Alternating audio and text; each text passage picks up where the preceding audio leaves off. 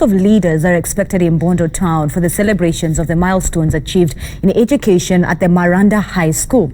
The conversation is expected to build momentum that will advise a raft of reforms in secondary education, especially on the issues of infrastructure, as the government implements the 100% transition policy. Laura has the details.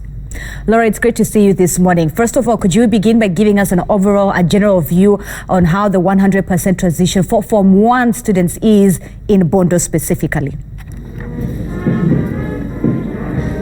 Well, indeed, Zinzi, when the education CS toured Nyanza region last week, he indicated that about 75% of the population, or the transition was at 75%, and he had conducted a mop-up exercise to ensure that Class 8 pupils had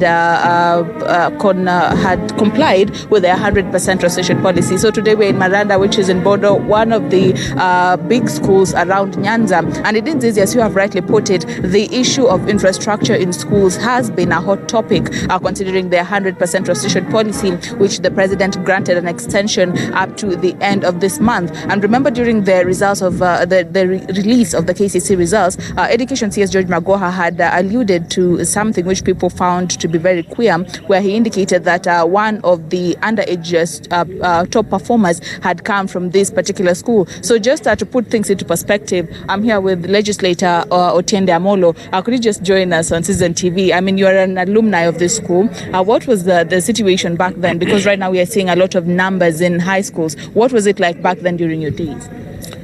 Well, when we were here, the situation was tough, but the numbers were low. Right now, the numbers in this school are very high.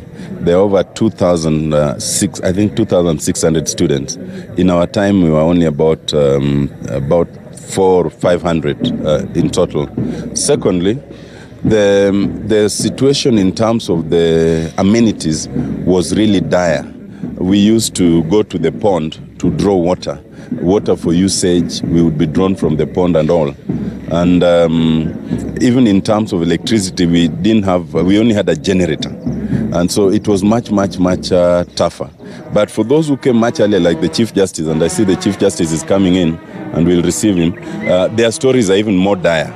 Yes, but I will be able to tell you a lot more, maybe a little later, once we receive the Chief Justice, who was also an alumnus of this school.